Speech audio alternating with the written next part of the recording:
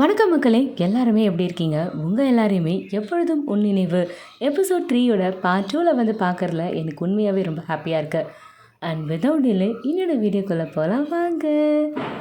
Previous எபிசோடில் நம்ம என்ன பார்த்துருந்தோம், நம்மளோட ப்ரௌட் ஜெய்டியை அவளோட ரூமுக்கு கூட்டிகிட்டு வந்திருப்பா. ஸோ 2 பேரும் நார்மலாக தான் பேசிக்கிட்டு இருப்பாங்க. நம்மளோட ஜெய்டி அங்கேருந்து குளிக்கிறதுக்காக ரெஸ்ட் ரூமுக்கு போவான். நம்மளோட ப்ரௌட் பெட் மேலே உட்காந்துட்டு யூனிவர்சிட்டியில் நடந்த விஷயங்களையும் அவளோட பாய் ஃப்ரெண்ட் கிட்ட வந்த டெக்ஸ்ட்டையும் பார்த்துட்டு அவள் ரொம்பவே ஃபீல் பண்ணி அழுதுகிட்டு இருப்பா. இவன் அப்படி அழுதுகிட்டே இருக்கும்போதே ஜெய்டியும் ரெஸ்ட் ரூமை விட்டு வெளில வருவான். என்னாச்சு அப்படின்னு சொல்லி கேட்க, ஒன்றும் இல்லை, நான் நார்மலாக தான் இருக்கேன் அப்படின்னு சொல்லிட்டு இவளும் ரெஸ்ட் ரூமுக்கு ஃப்ரெஷ்ஷாக போயிடுவா. ஸோ அதுக்கப்புறம் என்ன நடந்துச்சு அப்படிங்கிற விஷயத்த பார்ட் 2ல் கண்டினியூ பண்ணி பார்க்கலாம். பார்ட் 2வோட ஸ்டார்டிங்லேயே நம்ம ப்ரௌடுடைய எக்ஸ் பாய் ஃப்ரெண்டை தான் காட்டுறாங்க. இந்த பையன் நம்ம ரிதமுடைய அந்த மியூசிக் ஸ்டோர் ரூமில் உட்காந்துட்ருக்கான். இவன் அங்கே உட்காந்துட்டே இருக்கும்போதே மொபைல் ஃபோனில் நம்மளோட ப்ரௌட் ஜெய்டிக்கு போட்ட அந்த ட்வீட்டிங் மெசேஜஸ்க்கு ரிப்ளை போட்டிருப்பான். ஸோ அது எல்லாத்தையும் பார்த்து இவன் ரொம்பவே டென்ஷன் ஆகுறான். இவன் ஜெய்டி கூட எப்போல்லாம் ப்ரௌடை பார்க்குறானோ இவன் ஒரு மாதிரி டிஸ்டர்பன்ஸாக இருக்கான். எதையோ சொல்கிறதுக்கு ட்ரை பண்ணுறான், பட் இவனால் சொல்ல முடியல. ஏதோ ஒன்று இவனை தடுக்குது. ஸோ இவன் இப்படியே தான் அதை பற்றி யோசிச்சுக்கிட்டே இருக்கான். இந்த சீன் அப்படியே ஒரு பக்கம் போய்கிட்டே இருக்க அவனோட ப்ரௌடையும் ஜெய்டியும் காட்டுறாங்க. நம்மளோட ப்ரௌடும் குளிச்சுட்டு வந்து பெட்டில் உட்காந்துருப்பான். நம்மளோட ஜெய்டி அவளோட காயத்துக்கு மருந்து போட்டுட்ருப்பா.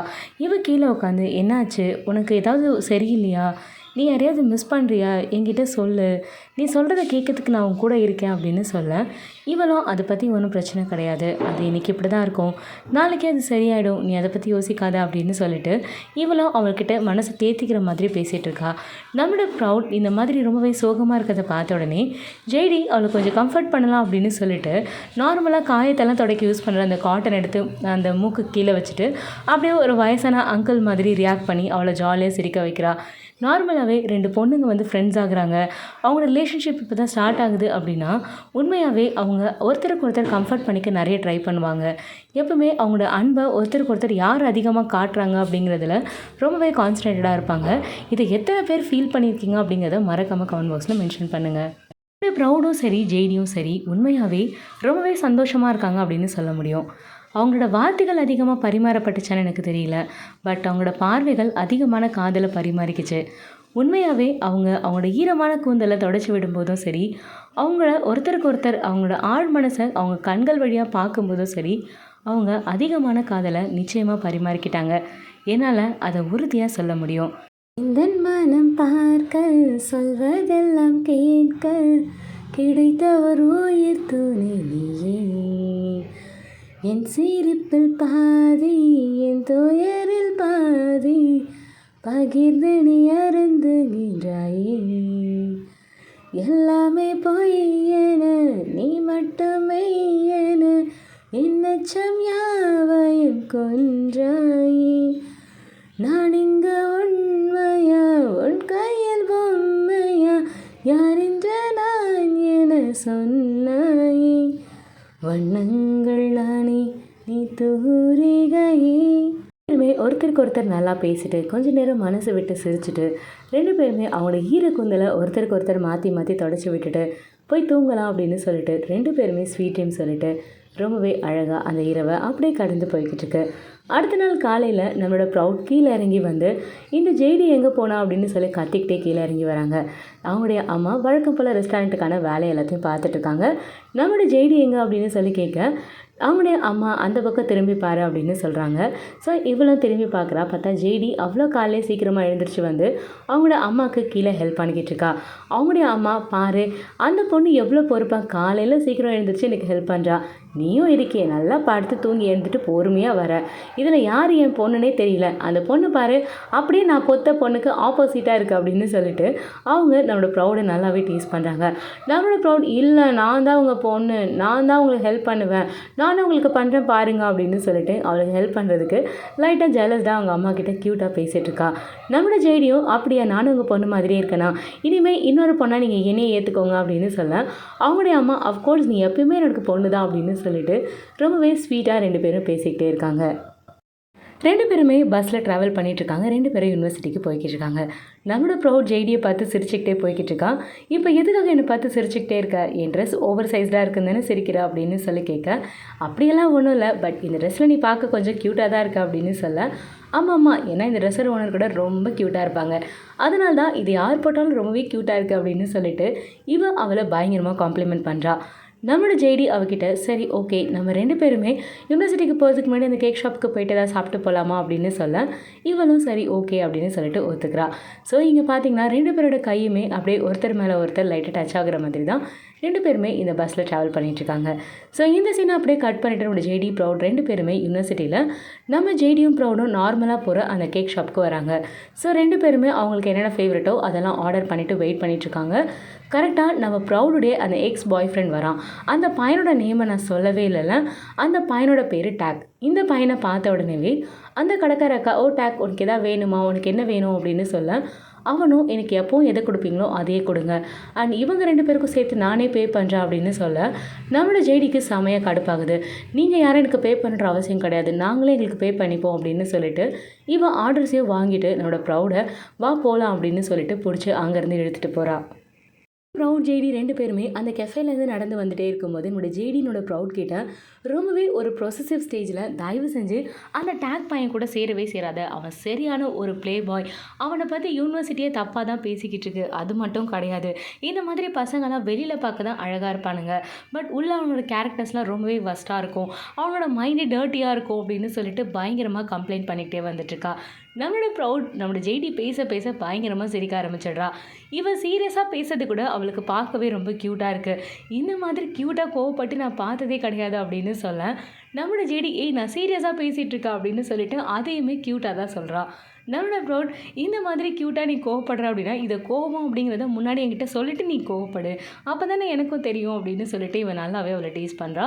ஸோ இந்த சீன் அப்படியே ரொம்ப ஜாலியாக போய்கிட்டு இருக்கு. இங்கே நம்ம ப்ரௌடுடைய எக்ஸ் பாய் ஃப்ரெண்டை காட்டுறாங்க. இந்த பையன் ஒரு கிட்டாரை வச்சுட்டு சோகமாக மியூசிக் வச்சுட்டு உட்காந்துட்டு இருக்கான். அங்கே அவனுடைய ஃப்ரெண்ட் ரிதம் வரான். ரிதம் அவன்கிட்ட ஏதாவது சாப்பிடா அப்படின்னு சொல்ல, இல்லை எனக்கு எதுவும் வேண்டாம் அப்படின்னு சொல்லிட்டு இவன் பாட்டுக்கு அமைதியாக உட்காந்துட்ருக்கான். காலிலேருந்து நீ எதுவுமே சாப்பிடல, இந்த ஜூஸை இங்கே வைக்கிறேன், நீ குடிக்கிறதுனா குடி அப்படின்னு சொல்லிட்டு இவன் பாட்டுக்கு அதை வச்சுட்டு அங்கேருந்து போயிடுறான். பட் இந்த பையன் ஜூஸையும் பார்க்குறான், கையில் வச்சுருக்க கிட்டாரையும் பார்க்குறான், பட் இவனுக்கு எது மேலேயுமே இன்ட்ரெஸ்ட் இல்லை, அவன் பாட்டுக்கு உட்காந்துட்டே இருக்கான். ஸோ இந்த சீன் அப்படியே இங்கே போய்கிட்டு இருக்கு. நெக்ஸ்ட் சீன் நம்ம ப்ரௌடோட வீட்டுக்கு நம்மளோட ஜெய்டி அவ்வளோ காலையிலே வந்துட்டா. காலையில் வந்து அவங்க அம்மாவுக்கு ஷாப்பில் ஹெல்ப் பண்ணிக்கிட்டு இருக்கா. கரெக்டாக நம்மளோட ப்ரௌடோ யூனிவர்சிட்டிக்கு ரெடி ஆகிட்டு கீழே இறங்கி வரா.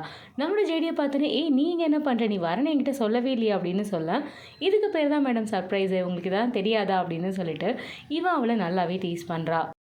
ஜெய்டி கிட்ட, ஆமாம் இவ்வளோ காலம் நீ இப்படி இங்கே வந்த அப்படின்னு சொல்ல, அங்கே பாரு வாசலில் எங்கள் அப்பா எனக்காக ஒரு புது காரே வாங்கி கொடுத்துருக்காரு, அது உங்ககிட்ட காமிச்சிட்டு அப்படியே ஒன்றே யூனிவர்சிட்டிக்கு அள்ளிட்டு போக தான் நான் இங்கே வந்தேன் அப்படின்னு சொல்லிட்டு இவன் ரொம்பவே ஹாப்பியாக அவகிட்டே அவங்க அம்மா கிட்டே சொல்லிட்டு இருக்காங்க.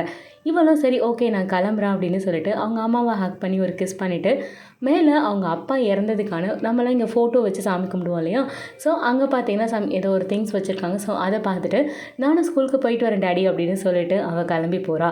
இவங்க 2 பேரும் காரில் ஏறி உட்காராங்க. நம்மளோட ஜெய்டி கொஞ்சம் தயக்கத்தோட என்னோட ப்ரௌட் கிட்ட, தினமும் நானே வந்து உன்னை பிக்கப் பண்ணிக்கிட்டோமா அப்படின்னு சொல்லி கேட்க, இவளும் ஓ அஃப்கோர்ஸ் கண்டிப்பாக வந்து பிக்கப் பண்ணிக்கோ, எனக்கு ரொம்ப நல்லது தான் அப்படின்னு சொல்லிட்டு இவளும் அதை அக்செப்ட் பண்ணிக்கிறா. ஸோ 2 பேரும் சேர்ந்து யூனிவர்சிட்டிக்கு காரில் போய் இறங்குறாங்க. 2 பேரும் யூனிவர்சிட்டியில் வந்து கார்லேருந்து இறங்கி ஜாலியாக பேசிக்கிட்டே இறங்கி வர்றதை ஆப்போசிட்டில் நம்ம ப்ரௌடுடைய அந்த எக்ஸ் பாய் ஃப்ரெண்ட் பார்த்துக்கிட்டே இருக்கான். இவங்க 2 பேரோட ரிலேஷன்ஷிப் நாளுக்கு நாள் இவ்வளோ டீப்பாகிட்டு போகிறத பார்க்கும்போது அவனுக்கு ஏதோ ஒரு மேலே பயமே அதிகமாக வருது அப்படின்னு கூட சொல்லலாம். இவன் அதை பற்றியே தான் அதிகமாக திங்க் பண்ணிட்டுருக்கான். இவன் எப்பயுமே அவங்க 2 பேரை மட்டும்தான் ஃபாலோ பண்ணிகிட்ருக்கான். இங்கே நெக்ஸ்ட் சீன் யூனிவர்சிட்டியில் நம்மளோட ஜோன் நம்மளோட பிம் 2 பேரை காட்டுறாங்க. 2 பேரும் வழக்கம் போல் கிளாஸ் ரூமில் உட்காந்து ஜாலியாக பேசிக்கிட்டு இருக்காங்க. அங்கே கரெக்டாக நம்மளோட ப்ரௌடும் ஜெய்டியும் சும்மா ஒட்டிக்கிட்டோ உரசிக்கிட்டோ நடந்து வராங்க. இவங்க 2 பேரும் இவ்வளோ க்ளோஸாக கிளாஸ் ரூம்குள்ளே வரதை பார்த்த உடனேவே இவங்க 2 பேரும் இங்கே என்னமா நடக்குது, ஒன்றாவே போகிறீங்க, ஒன்றாவே வரீங்க, ஒன்றாவே சாப்பிட்றீங்க, அவனை பிக்கப் பண்ணுறா, திருப்பி கூட்டு போய் ட்ராப் பண்ணுறா, இங்கே என்னமா நடக்குது, ஒரே லவ் ஸ்மெல்லாக இருக்கே அப்படின்னு சொல்லிட்டு நல்லாவே ஓட்டிக்கிட்டு இருக்கான். முன்னாடி இருக்க ப்ரொஃபஸர் என்ன தக்காளி தொக்கா, அவங்க செமையாக கத்த ஆரம்பிக்கிறாங்க. அங்கே என்ன நடக்குது, நான் இங்கே ஒருத்தி கிளாஸில் எடுத்துகிட்டு இருக்கேன், அங்கே உட்காந்து வெட்டி கதை பேசுகிறீங்க அப்படின்னு சொல்ல, ஒன்றும் இல்லை ப்ரொஃபஸர், நீங்கள் கிளாஸை கண்டினியூ பண்ணுங்கள், இங்கே ஒரே லவ்வாங்கியாக இருக்குது அப்படின்னு சொல்லிட்டு நம்மளோட ஜோன் ஒரு பக்கம் இவங்க 2 பேரையும் நல்லா பிடிச்சி கலாச்சிட்ருக்கான். ஸோ இப்படியா அவங்க இப்போ ஒரு பக்கம் ஜாலியாக என்ஜாய் பண்ணிகிட்டே இருக்கேன். இங்கே நான் ப்ரௌடுடைய எக்ஸ் பாய் ஃப்ரெண்ட் டேக்கை காட்டுறாங்க. இந்த பையன் ஒரு ஸ்டோன் பெஞ்சில் உட்காந்துட்ருக்கான். இவன் அவனோட ஃப்ரெண்ட் ரிதமுக்கும் கால் பண்ணுறான். ரிதமுக்கு கால் பண்ணி டே பை டே அந்த பொண்ணும் நம்மளோட ப்ரௌடும் ரொம்பவே க்ளோஸ் ஆகிட்ருக்காங்க. அவள் தினமும் அவளை கூட்டிகிட்டு வரா, அதே மாதிரி பிக்கப் பண்ணி கூட்டிகிட்டு போய் வீட்லேயும் ட்ராப் பண்ணுறா. எனக்கு இதெல்லாம் கொஞ்சம் கூட சரியாகவே படலை. அவங்க டே பை டே ரொம்ப க்ளோஸ் ஆகிட்டே போகிறாங்க. நான் ப்ரௌட் கிட்ட பேசியே ஆகணும், இந்த பொண்ணு அவள் கூடயே இருந்தானா நான் பேச முடியாது போல இருக்கு அப்படின்னு சொல்லிட்டு இவன் ரொம்பவே ரிதம் கிட்ட புலம்புறான். ரிதம் அவனுக்கு ஒரு சின்ன ஐடியா கொடுக்குறான். என்ன 2 பேரும் காரில் தானே போகிறாங்க, நீ பேசாமல் 4 டயரையும் பஞ்சர் பண்ணி விட்டுரு அப்படின்னு சொல்லிட்டு இவன் அவனுக்கு ஐடியா கொடுக்குறான். அந்த பையன் இப்போலாம் எப்படிடா ஒர்க் அவுட் ஆகும், ஒரே டைமில் 4 டயர் எங்கன்னா பஞ்சர் ஆகுமா அப்படின்னு சொல்ல, அதுவாலாம் பஞ்சர் ஆகாது, நீயா பஞ்சர் பண்ண தான் பஞ்சர் ஆகும், சரி போ எதையாவது பண்ணிட்டு போ, இப்படியே யோசிச்சுட்டு இருந்தேன் அப்படின்னா நீ ப்ரௌட் கிட்ட பேசவே முடியாது அப்படின்னு சொல்லிட்டு இவன் அவன்கிட்ட சொல்லலாம். இந்த பையனும் சரி ஓகே அப்படிங்கிற மாதிரி யோசிச்சுக்கிட்டே இருக்கான். இந்த பிளான் கூட கொஞ்சம் ஒர்க் அவுட் ஆகும் போல இருக்கே அப்படிங்கிற மாதிரி யோசிக்கிறான். நெக்ஸ்ட் சீன் ப்ரௌட் ஜேடி 2 பேரையும் காட்டுறாங்க. 2 பேருமே உட்காந்து படிச்சுக்கிட்டு இருக்காங்க. இவன் என்ன தான் படித்தாலுமே நம்ம ப்ரௌடுடைய மொத்த கான்சன்ட்ரேஷனும் வேற எங்கேயோ இருக்குது. இவன் கம்ப்ளீட்டாகவே ஆஃப் மைண்டடாக இருக்கான். நம்மளோட ஜேடி என்னாச்சு ப்ரௌட், எதை பற்றி தான் யோசிச்சுட்டு இருக்க, சரி வா எனக்கு இதை சொல்லிக் கொடு அப்படின்னு சொல்ல இவளும் சொல்லிக் கொடுக்க ஸ்டார்ட் பண்ணுறா. இவன் சொல்லிக் கொடுக்க ஸ்டார்ட் பண்ணும்போது எனக்கு கொஞ்சம் தூக்கம் வர மாதிரி இருக்குது, எனக்கும் சேர்த்து இது நீயே எழுதினா அப்படின்னு சொல்ல, சரி ஓகே நீ தூங்கு நானே எழுதுறேன் அப்படின்னு சொல்லிட்டு இவளும் வாங்கி எழுத ஸ்டார்ட் பண்ணுறா. இவன் பாட்டுக்கு அந்த பெஞ்சில் படுத்து திரும்ப தூங்க ஸ்டார்ட் பண்ணும்போது நம்மளோட ப்ரௌட் இவளையே பார்த்துக்கிட்டே இருக்கா. இவளுக்கு லைட்டாக அவளோட முகத்தில் வெயில் அடிக்குது. ஸோ அவளோட கையை வச்சு அந்த வெயிலை அவள் மறைக்கிறா. இவன் அந்த மாதிரி பண்ணுறதை பார்த்த உடனேவே நம்மளோட ஜேடி அவளோட கையை பிடிச்சி அப்படியே டைட்டாக அவகிட்ட வச்சுட்டு அப்படியே தூங்க ஆரம்பிக்கிறா. அவளோட கை மேலே இவள் தலையை வச்சு தூங்கிக்கிட்டே இருக்கா. நம்மளோட ப்ரௌடுமே அவள் பக்கத்தில் அப்படியே தலையை சாய்ச்சி வச்சு படுத்துக்கிறா.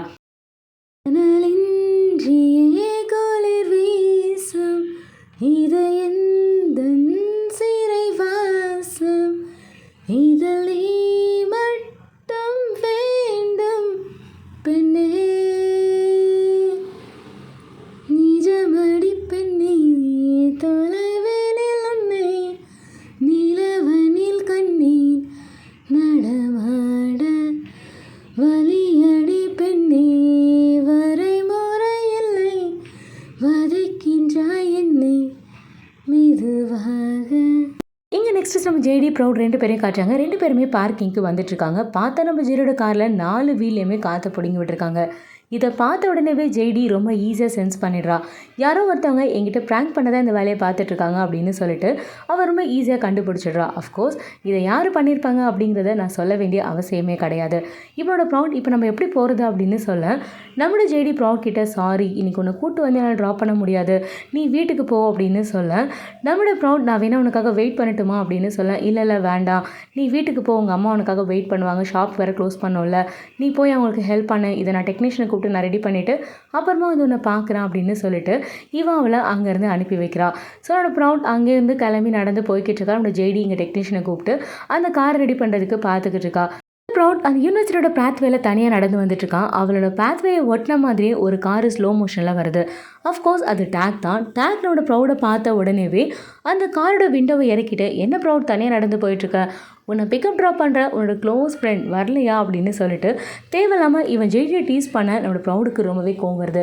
உன்னோட வேலையை மட்டும் பாரு, தேவையில்லாமல் என்னையும் என் ஃப்ரெண்டையும் இழுக்காத அப்படின்னு சொல்லிட்டு இவன் கோவமாக பேசிட்டு அங்கேருந்து நடந்து போகிறா. நம்மளோட டேக் ப்ரௌட் கிட்ட இங்கே பாரு, பஸ் ஸ்டாப் இங்கேருந்து ரொம்பவே தூரம், இங்கே ஏற்கனவே சில்லுன்னு வேற இருக்குது, நீ பேசாமல் காரில் ஏறு, நானே உன்னை அழுங்காமல் குலுங்காமல் கொண்டு போய் பஸ் ஸ்டாப்பில் இறக்கி விட்டுடுறான் அப்படின்னு சொல்லிட்டு இவன் தேவையில்லாமல் அவனோட பேஷன்ஸை ரொம்பவே டிஸ்டர்ப் பண்ணுறான். இந்த பையன்கிட்ட அவன் எந்த ரெஸ்பான்ஸும் கொடுக்காம அவன் பாட்டுக்கு நடந்து போன உடனே நம்மளோட டேக் காரை ஓரமாக நிறுத்திட்டு இவன் பாட்டுக்கு அவன் பின்னாடி நடந்து வரா.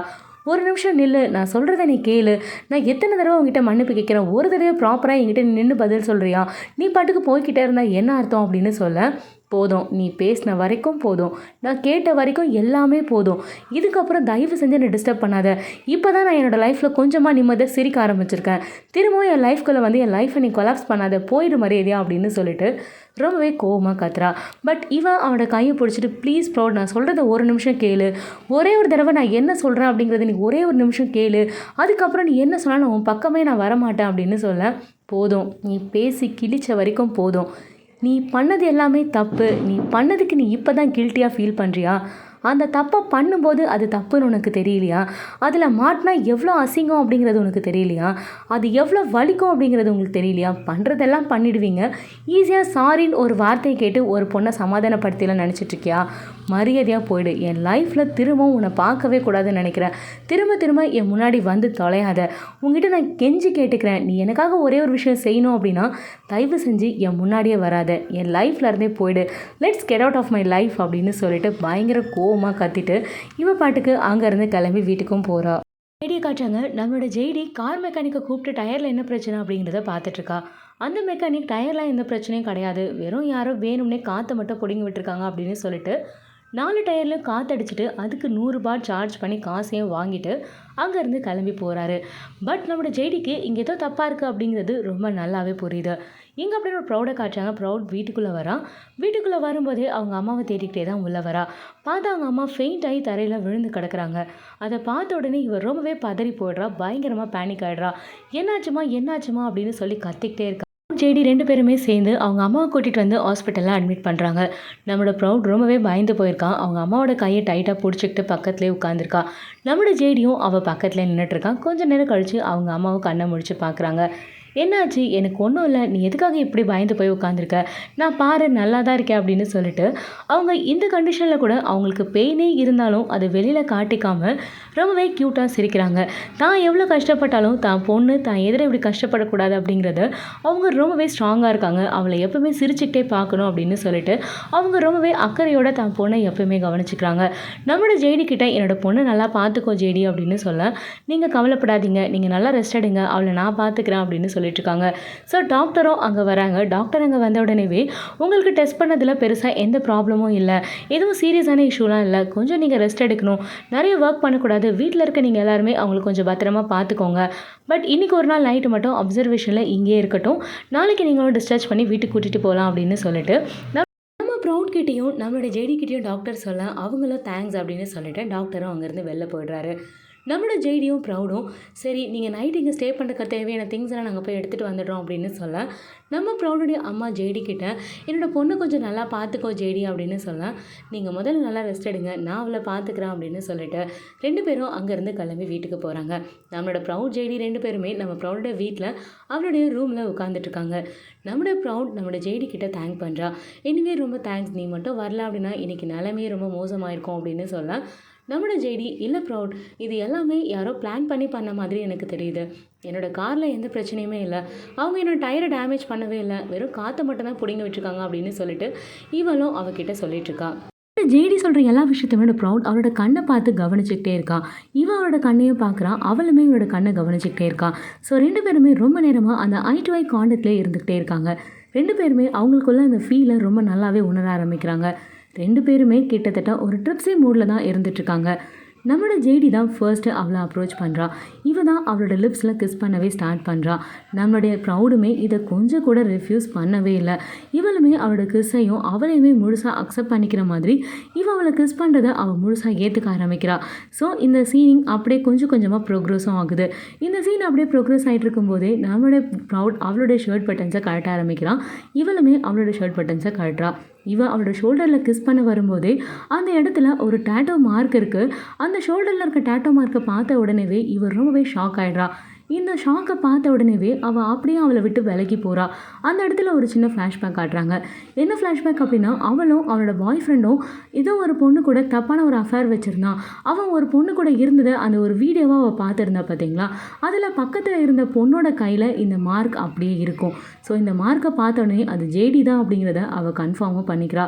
எப்பவுமே நம்ம காட்டும்போது இவன் படுத்திருக்கிறதையும் அந்த பொண்ணோட கையை மட்டும் தான் காட்டியிருப்பாங்க. பட் அந்த டேட்டோ மார்க்கை நமக்கு அந்தளவுக்கு க்ளோஸாக காட்டியிருக்க மாட்டாங்க. இந்த சீனில் தான் அந்த டேட்டோ மார்க்கை நமக்கு க்ளோஸ்அப்பில் காட்டியிருப்பாங்க.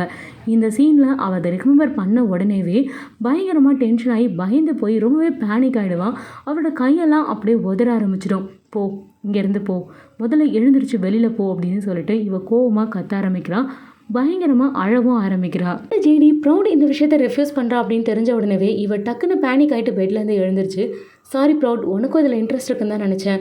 உனக்கு இது பிடிக்கல அப்படிங்கிறது எனக்கு இப்போ தான் தெரியுது. ஐ எம் சாரி அப்படின்னு சொல்லிட்டு அவகிட்ட சொல்கிறா. பட் அழுதுகிட்டே, முதல்ல போ, இங்கேருந்து முதல்ல போய் தொலை, என் கண்ணு முன்னாடி நிற்காத, ஜஸ்ட் கெட் அவுட் அப்படின்னு சொல்லிட்டு பயங்கர கோவமாக கத்துறா. நம்மளோட ஜெய்டிக்கு அங்கே ஒன்றுமே புரியல. நீ ஏன் இப்படி பேசிக்கிட்டு இருக்க, தயவு செஞ்சு நான் சொல்கிறத கொஞ்சம் கேளு அப்படின்னு சொல்ல, நான் எதையுமே கேட்க விரும்பல, ஜஸ்ட் கெட் அவுட் அப்படின்னு சொல்லிட்டு இருக்கா. அப்படி சொல்லும்போதே அவள் கொடுத்த அந்த அந்த கிஸ்ஸை கூட அவளால் ஃபீல் பண்ணவே முடியல. கிட்டத்தட்ட அவள் ஒரு அருவருப்பாக அதை ஃபீல் பண்ணுறா. அவளோட லிப்ஸ், அவளோட நெக்குன்னு சொல்லிட்டு அவள் எல்லா இடத்தையும் அவளோட கையை வச்சு வாய்ப் பண்ணுறா. இவள் திரும்ப திரும்ப இந்த மாதிரி ஏமாந்து போகிறத நினைக்கும் போது அவளுக்கு அவளை நினச்சி ரொம்ப அசிங்கமாக இருக்குது. அவள் ரொம்பவே கில்ட்டியாக ஃபீல் பண்ணுறா. என்ன இது திரும்ப திரும்ப நம்மளோட வாழ்க்கையில் இந்த மாதிரியே நடந்துட்டுருக்கே அப்படிங்கிற மாதிரி இவன் அங்கேயே தனியாக உட்காந்து அழுதுகிட்டு இருக்கா. இங்கே அப்படியே இந்த சீனை கட் பண்ணிவிட்டு நம்ம ப்ரௌடுடைய எக்ஸ் பாய் ஃப்ரெண்ட் டேக்கை காட்டுறாங்க. அவனோட ஃப்ரெண்ட் ரிதம் கூட உட்காந்து பேசிக்கிட்டு இருக்கான். நம்மளோட டேக் அண்ட் ரிதம் 2 பேரும் உட்காந்து பேசிகிட்டு இருக்காங்க. நம்மளோட டேக் ரிதம் கிட்ட ப்ரௌடுக்கும் இவனுக்கும் எப்படி பிரேக்கப் ஆச்சு, அதே மாதிரி ஜெய்டி இதில் எங்கேருந்து உள்ளே வந்தா, இவங்க 2 பேரோட பிரேக்கப்புக்கு எப்படி ரீசனாக இருந்தா அப்படிங்கிற விஷயத்த நம்மளோட ரிதம் கிட்ட அவன் எக்ஸ்பிளைன் பண்ணிக்கிட்டு இருக்கான். இது வரைக்குமே நம்மளோட ரிதம்க்கு ஜெய்டிக்கும் ப்ரௌடுக்கும் இவனுக்கும் இப்படி ஒரு ரிலேஷன்ஷிப் இருக்கிறது தெரியவே தெரியாது. ப்ரௌடுக்கும் இவனுக்கும் பிரேக்கப் ஆன விஷயம் தெரியும். அதே மாதிரி இவன் ஒரு பொண்ணு கூட ஸ்லீப் ஓவர் பண்ணதுனால தான் ப்ரௌட் பிரேக்கப் பண்ணா அப்படிங்கிறது தெரியும். பட் அந்த 2 பேருமே இவங்க தான் அப்படிங்கிறது அவனுக்கு தெரியவே தெரியாது.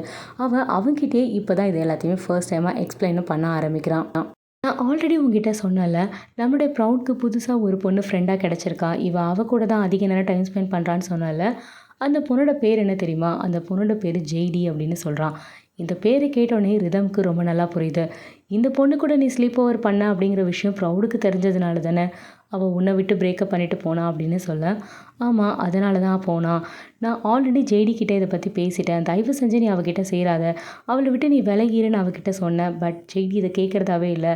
நான் அவள் கூட ஒன்றா இருந்தால் உனக்கு என்ன பிரச்சனை அப்படின்னு சொல்லிட்டு அவள் என்னையே கார்னர் பண்ணுறா, அவள் என்னையே பிளாக்மெயில் பண்ணுறா அப்படின்னு சொல்லிட்டு இவன் ரிதம் கிட்ட கம்ப்ளைண்ட் பண்ணிக்கிட்டு இருக்கான்.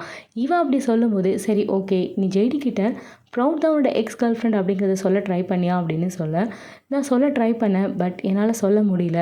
இந்த விஷயம் ப்ரௌடுக்கு தெரியுமா அப்படின்னு சொல்ல, இல்லை ப்ரௌட்க்கும் இந்த விஷயம் தெரியாது அப்படின்னு சொல்லிட்டுருக்கான். இப்போ ஜெய்டிக்கு ப்ரௌட் தான் அவரோட எக்ஸ் கேர்ள் ஃப்ரெண்ட் அப்படிங்கிறது தெரியுமா அப்படின்னு சொல்ல, இல்லை தெரியாது. நான் இதை அவகிட்ட சொல்ல ட்ரை பண்ணேன். பட் என்னால் சொல்ல முடியல அப்படின்னு சொல்லிட்டுருக்கான். நம்மளோட ரிதம் அப்போது ப்ரௌடுக்கு ஜெய்டி தான் உன் கூட ஸ்லீப் ஓவர் பண்ண கேர்ள், அவளால் தான் நீங்கள் 2 பேரும் பிரிஞ்சிங்க அப்படிங்கிற விஷயம் தெரியுமா அப்படின்னு சொல்ல, இல்லை அதுவும் தெரியாது. எனக்கு உண்மையாகவே இவங்க 2 பேரோட ஃபீலிங்ஸும் ரொம்பவே இம்பார்ட்டன்ட். என்னால் இவங்க 2 பேரையுமே ஹர்ட் பண்ண முடியல அப்படின்னு சொல்ல, நீ ரொம்பவே ப்ராப்ளத்தை காம்ப்ளிகேட் பண்ணிகிட்ருக்க. இதில் ஒரே ஒரு விஷயம் தான் இனிமேல் செய்ய முடியும். நீ சொல்ல போகிற அந்த உண்மை தான் இந்த பிரச்சனையை ரிசால்வ் பண்ண போகுது.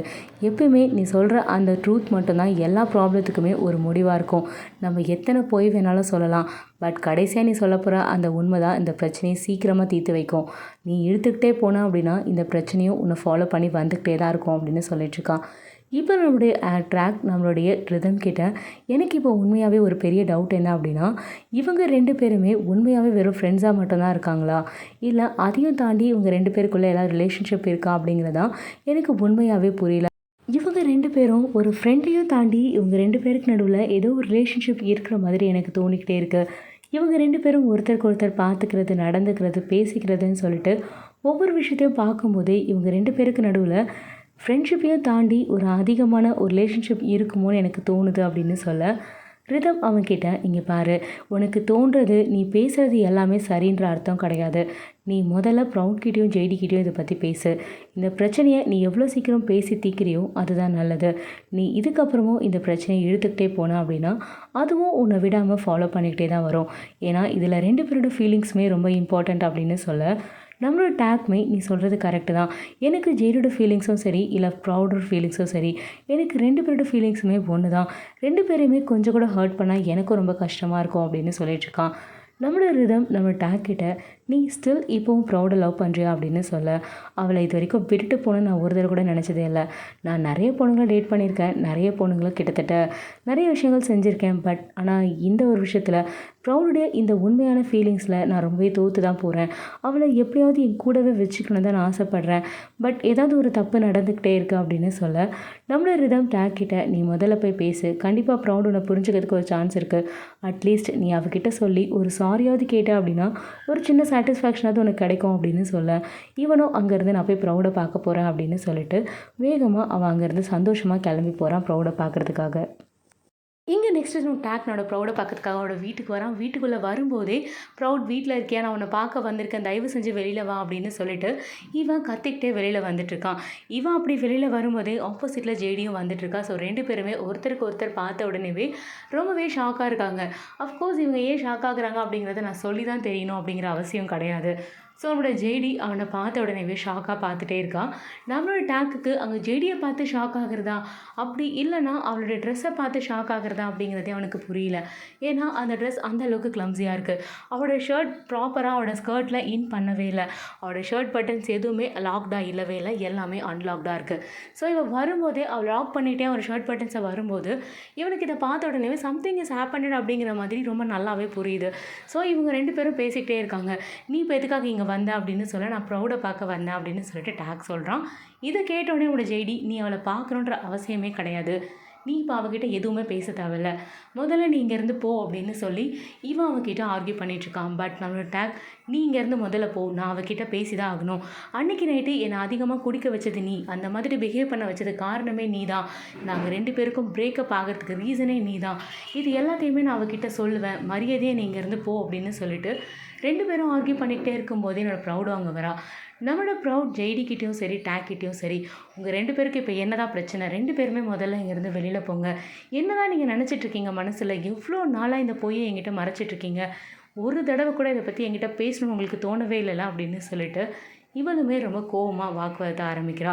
இவன் அப்படி கத்திக்கிட்டே இருக்கும்போது, ப்ளீஸ் நான் சொல்கிறத ஒரு நிமிஷம் கேளு, நான் என்ன சொல்ல வரேன் அப்படிங்கிறத ஒரே ஒரு தடவை கேளு அப்படின்னு சொல்ல, போதும் உங்களோட யாரோட எந்த எக்ஸ்ப்ளனேஷனும் எனக்கு வேண்டாம், நீ பண்ணது எல்லாமே தப்பு, உன்னை நான் மறக்கிறதுக்கு எவ்வளோ கஷ்டப்பட்டேன்னு எனக்கு தெரியுமா, நான் ஸ்டில் இன்னமும் கஷ்டப்பட்டுட்ருக்கேன், அந்த பெயின் இன்னமும் என்னை ஒரு நாளும் கொண்டுக்கிட்டு இருக்கு, நான் அவ்வளோ கஷ்டத்தில் இருக்கும்போது தான் ஜேடியோட லைஃப்குள்ளே வந்தா, அவள் என் லைஃப்குள்ளே வந்தபோது எனக்கு அவ்வளோ சந்தோஷமாக இருந்தது, அவள் என்னை அந்த அளவுக்கு பத்திரமா பார்த்துக்கிட்டா, என்னை இன்ச் பை இன்ச் அவள் டேக் கேர் பண்ணிக்கிட்டா, உங்ககிட்ட இருக்கும்போது இருக்க சந்தோஷம் எல்லாமே சேர்த்து மொத்தமாக ரெட்டிப்பாக அவள் எனக்கு கொடுத்தா, ஆனால் இப்போ இது எல்லாமே அப்படியே தலைகீழாக மாறிடுச்சு, நான் நினச்சது எல்லாமே பொய், தயவு செஞ்சு போங்க இங்கேருந்து, 2 பேரும் முதல்ல இங்கேருந்து வெளியில் போங்க அப்படின்னு சொல்லிட்டு கிட்டத்தட்ட அவள் அழுதுகிட்டே 2 பேரையும் பிடிச்சி வெளியில் தள்ளுறா. நம்மளோட ஜேடியும் சரி டேக்கும் சரி, தயவு செஞ்சு ப்ரௌட் நாங்கள் சொல்கிறத கேளு அப்படின்னு சொல்லிட்டு அவளோட கையை பிடிச்சிக்கிட்டு அவளை கன்வின்ஸ் பண்ண ட்ரை பண்ணுறாங்க. பட் என்னோடய ப்ரௌட், தயவு செஞ்சு போங்க, யாரோட கன்வின்ஸையும் நான் கேட்குறதுக்கு தயாராக இல்லை, just get out of my house அப்படின்னு சொல்லி 2 பேரையும் பிடிச்சிட்டு போய் வெளியில் தள்ளி விட்டுடுறா. அப்படி தள்ளி விட்டுட்டு உட்காந்து ஒரு அழறா பாருங்கள். சத்தியமாக அந்த சீனை பார்த்தா நேரில் எல்லாருக்குமே அழ வரும். பிகாஸ் அவ்வளோ ரியலிஸ்டிக்கான ஒரு பெயின். உண்மையாகவே ஒரு லவ் உடஞ்சதுன்னா எவ்வளோ கஷ்டமாக இருக்கும் அப்படிங்கிறது தெரியும். செகண்ட் டைம் நமக்குள்ளே வர ஒரு லவ்வுமே உடஞ்சதுன்னா அது எவ்வளோ மோசமாக இருக்கும் அப்படிங்கிறது அவ்வளோ கிளியராக அவள் ரொம்ப அழகாக எக்ஸ்பிளைன் பண்ணியிருக்கா. அவ்வளோ ஒரு சத்தமான ஒரு க்ரை, அவ்வளோ ஒரு பெயின்ஃபுல்லாக இருந்தது அந்த சீன் பார்க்குறதுக்கு.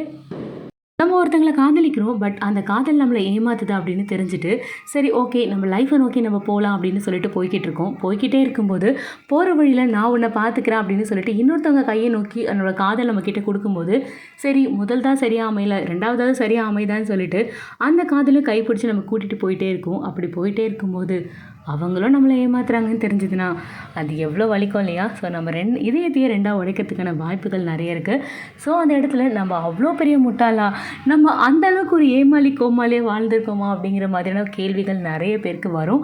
நிறைய பேர் அந்த இடத்துல உடஞ்சி போய் தப்பான முடிவுகள் எடுக்கிறதுக்கு கூட சான்சஸ்லாம் ஏற்பட்டிருக்கு. நான் அந்த மாதிரி ரியல் லைஃப்பில் நிறைய விஷயங்கள் கேள்விப்பட்டிருக்கேன். கண்டிப்பாக நீங்களுமே இந்த மாதிரி விஷயங்களை கேள்விப்பட்டிருப்பீங்க. ஸோ இவனுமே அதே மாதிரி இந்த 2 விஷயங்களும் அவளை ரொம்பவே உடைச்சிருச்சு. கண்ணீர், சோகம், டிப்ரெஷன், சேடு அப்படியே உட்காந்துட்டு இருக்கான். கிட்டத்தட்ட ஒரு வார காலம் இப்படியே என்னோட ப்ரௌடோட லைஃப் ஓடிக்கிட்டு இருக்கு. ஸோ ஒரு நாள் அவளோட டேபிளில் உட்காந்துட்டு ஜேடி கூட எடுத்த ஃபோட்டோஸ், டேக் கூட எடுத்த ஃபோட்டோஸ்ன்னு சொல்லிட்டு எல்லாத்தையுமே பார்த்துட்டு இவன் திரும்ப அதையே நினச்சி ஃபீல் பண்ணி அஃப்கோர்ஸ் கண்டினியூஸாக அழுதுகிட்டே தான் இருக்கா. ஸோ இவரோட லைஃப்பில் அடுத்து என்ன பண்ணுறது அப்படின்னு தெரியாமல் இவ குழப்பத்தில் இருக்கும்போது அவரோட லைஃபுக்கே ஒளி விளக்கு தீபம் ஏற்றி வைக்கிற மாதிரி அவருடைய அம்மா அங்கே வராங்க.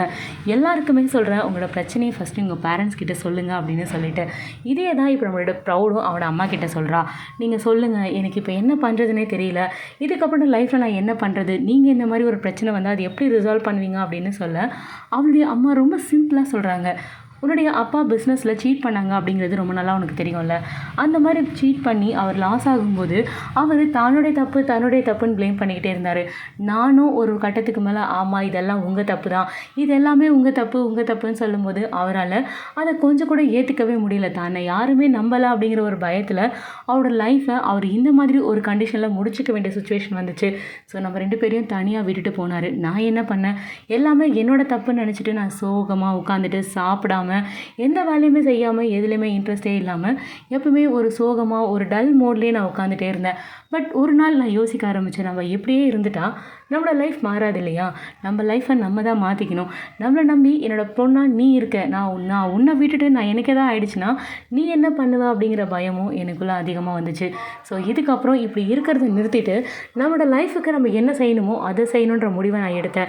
ஸோ என்னோட லைஃப் கொஞ்சமாக மாற ஆரம்பிச்சிருக்கு. நானும் உன்னை பத்திரமா பார்த்துக்க ஆரம்பிச்சிருக்கேன். ஸோ என்னோட லைஃப் நல்லாவே போய்கிட்டுருக்கு. ஸோ இதே தான் நான் உனக்கு சொல்கிறேன், லைஃப்ன்றது ரொம்ப பெரிய விஷயம்.